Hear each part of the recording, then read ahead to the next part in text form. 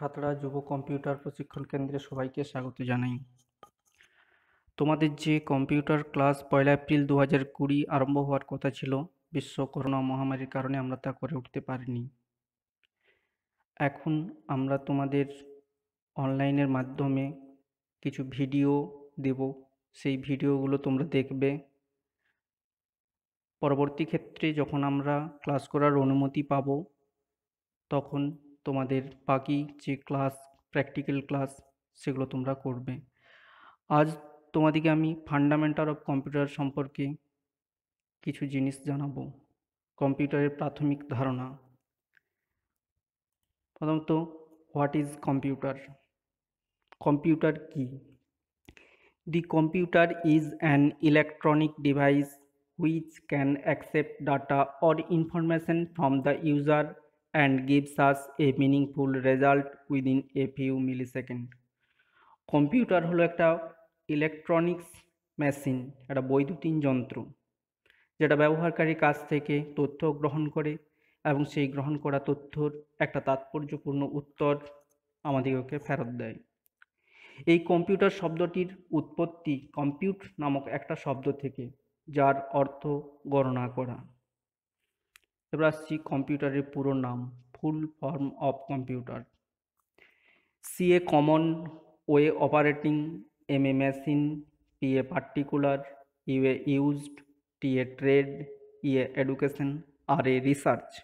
এক কথায় common operating machine, particular, used for trade, education and research. History of computer. কম্পিউটারের ইতিহাস।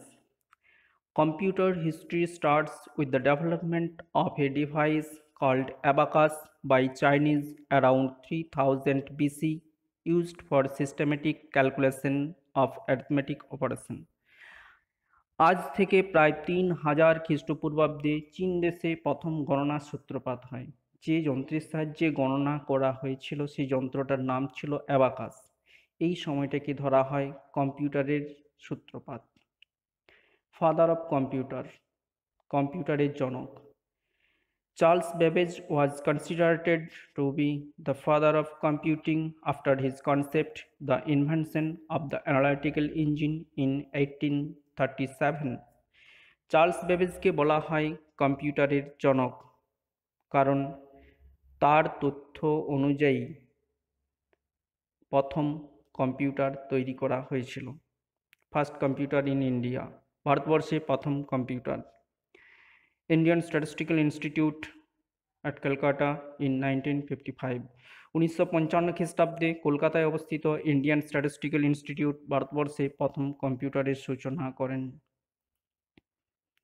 এবার আসছি ফাংশন অফ কম্পিউটার।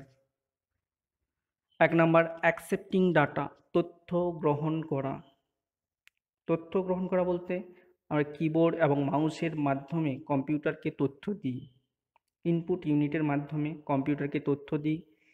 কম্পিউটার সেই তথ্যটা ইউজারের কাছ থেকে, অর্থাৎ ব্যবহারকারীর কাছ থেকে তথ্য গ্রহণ করে। 2 নম্বর, প্রসেসিং ডাটা। ব্যবহারকারীর কাছ থেকে গ্রহণ করা তথ্য ব্যবহারকারীর নির্দেশ অনুযায়ী সম্পূর্ণ করা, এটি হচ্ছে প্রসেসিং ডাটা। স্টোরিং ডাটা, তথ্য জমা রাখা। কম্পিউটার একটা মেমোরি ইউনিট আছে, এই মেমোরি ইউনিটের মধ্যে কম্পিউটার তার তথ্যগুলোকে জমা রাখতে পারে। রিট্রিভিং ডাটা, এর অর্থ হচ্ছে জমা রাখা তথ্য ভবিষ্যতে ফেরত দেওয়া। পরে আসছি characteristics of computer. 1 number, automatic. Automatic মানে স্বয়ংক্রিয়, কম্পিউটার নিজে নিজেই কাজ করতে পারে। 2 নম্বর, স্পিড, দ্রুত। কম্পিউটার যে কোনো কাজ খুব দ্রুত সম্পাদন করতে সক্ষম। 3 নম্বর, অ্যাকুরেসি। অ্যাকুরেসি মানে নির্ভুলতা। কম্পিউটার যে কোনো ধরনের কাজ নিখুঁতভাবে, নির্ভুলভাবে করতে সক্ষম। 4 নম্বর, ডিলিজেন্স, অক্লান্ত। কম্পিউটার যে কোনো ধরনের কাজ ঘন্টার পর ঘন্টা অক্লান্তভাবে করতে সক্ষম। 5 নম্বর, ভার্সাটিলিটি, অর্থাৎ সব ধরনের কাজ করার ক্ষমতা।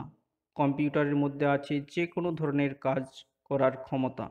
কম্পিউটারকে যে কোনো ধরনের কাজ দেওয়া হোক না কেন সেই কাজ সে করতে সক্ষম।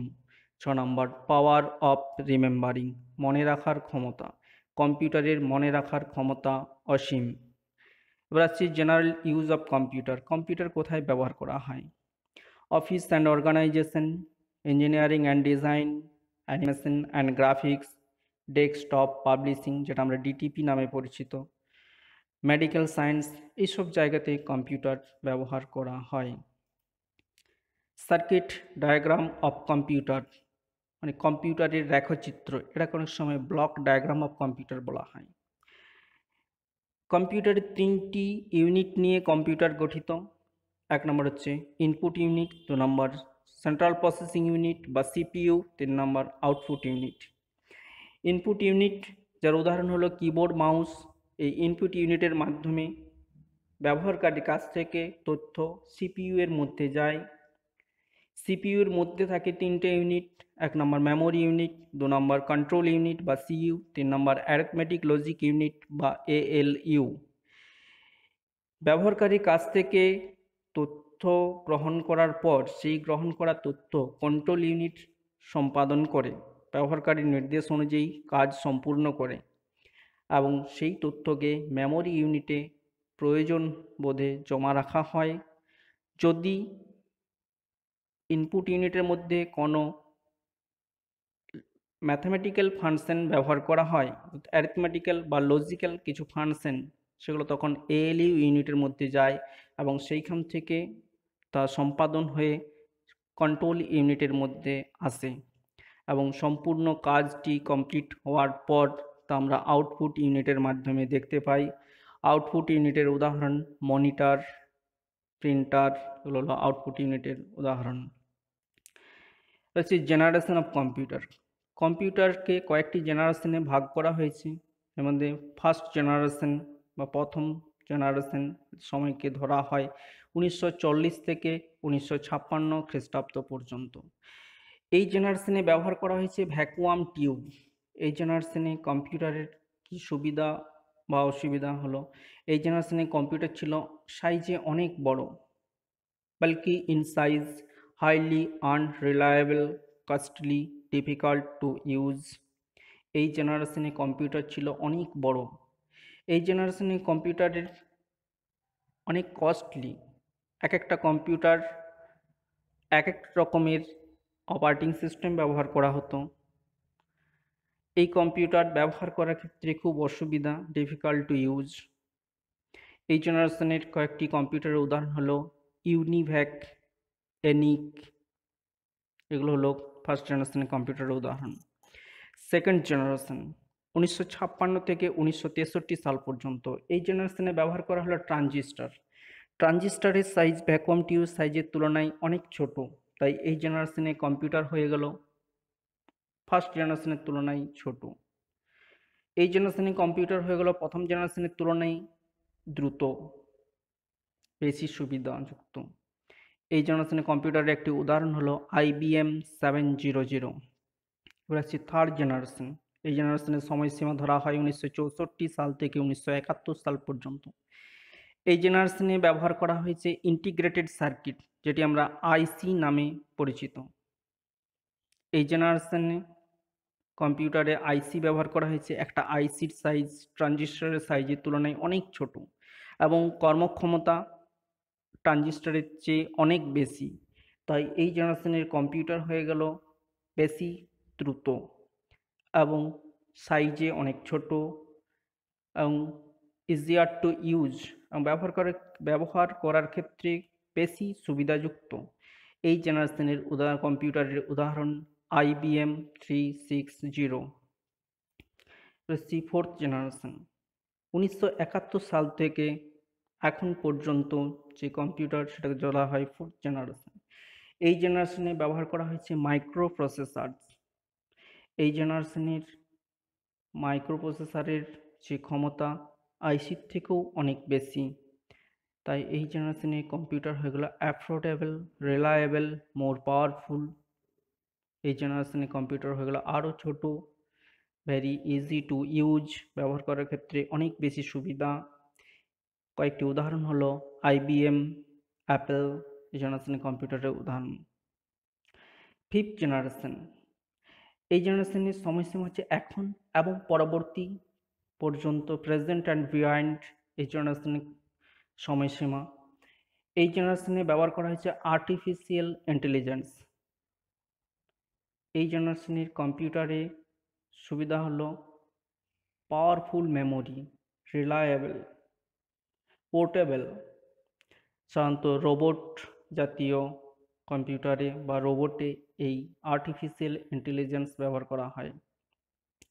এই জেনারেশনের কম্পিউটারের উদাহরণ IBM, পেন্টিয়াম, এগুলো হলো 5th জেনারেশনের কম্পিউটারের উদাহরণ।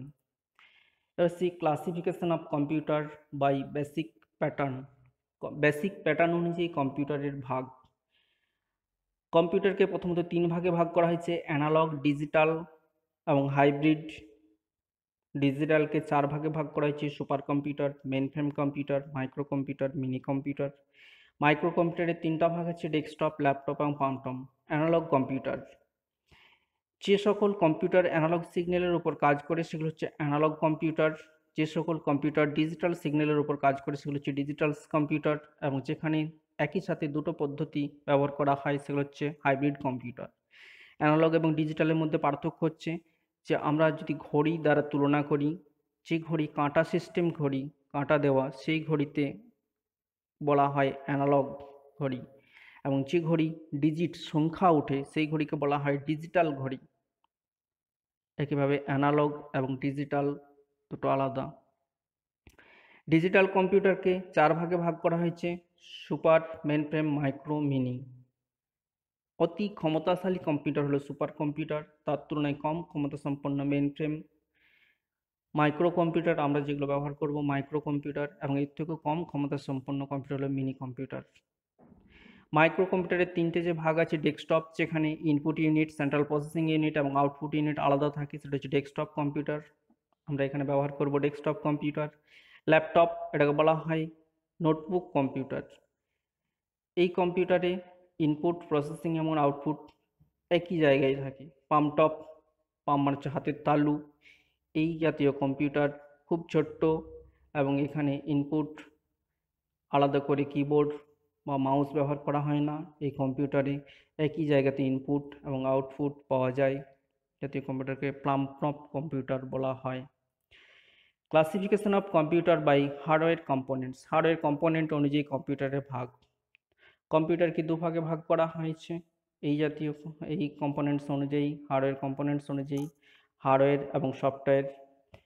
সফটওয়্যারের 2টো ভাগ আছে, অ্যাপ্লিকেশন এবং সিস্টেম। হার্ডওয়্যার 3টে ভাগ আছে, ইনপুট, প্রসেসিং, আউটপুট। প্রসেসিংয়ের 3টে ভাগ আছে, ALU, মেমোরি, কন্ট্রোল ইউনিট। মেমোরির 2টো ভাগ আছে, প্রাইমারি এবং সেকেন্ডারি। প্রাইমারি মেমোরির 2টো ভাগ আছে, রম এবং র্যাম। এরপর আসছি hardware. The physical components of a computer system and the various accessory devices that can be added such as printer, modem and mouse are called hardware। অর্থাৎ যে সকল বস্তুকে আমরা স্পর্শ দ্বারা অনুভব করতে পারি সেগুলো হচ্ছে হার্ডওয়্যার, যেমন প্রিন্টার, মোডেম, মাউস ইত্যাদি। Software, a set of computer programs, procedures and associated documents related to the effective operation of a computer system is known as software। সফটওয়্যারকে 2 ভাগে ভাগ করা হয়েছে, অ্যাপ্লিকেশন সফটওয়্যার এবং সিস্টেম সফটওয়্যার। যে সকল software আমরা ব্যবহার করতে পারি, আমাদের নিজেদের পছন্দ মতো ব্যবহার করা যায়, সেগুলো হচ্ছে অ্যাপ্লিকেশন সফটওয়্যার, যেমন ওয়ার্ড, এক্সেল, পেইন্ট ইত্যাদি। সিস্টেম সফটওয়্যার, অপারেটিং সিস্টেমকে বলা হয় সিস্টেম সফটওয়্যার, যেমন উইন্ডোজ, ডস, লিনাক্স ইত্যাদি। আমরা মোবাইলে যে অ্যান্ড্রয়েড বলি, অ্যান্ড্রয়েড মোবাইল, এই অ্যান্ড্রয়েড হলো একটা অপারেটিং সিস্টেম। এবার আসছি memory, an organized collection of cells used to store data and programs is called memory। কম্পিউটারে মেমোরিকে 3 ভাগে ভাগ করা হয়েছে, একটা প্রাইমারি মেমোরি, এটা র্যাম এবং রম। সেকেন্ডারি মেমোরি, এটা হলো hard disk, floppy disk, magnetic tape ইত্যাদি। অর্থাৎ যে মেমোরিটি কম্পিউটারে ইনবিল্ট থাকে সেটা হচ্ছে প্রাইমারি মেমোরি। যে মেমোরি আমরা বাইরে থেকে ব্যবহার করতে পারি সেটা হচ্ছে সেকেন্ডারি মেমোরি এবং catch memory. Units of memory, মেমোরির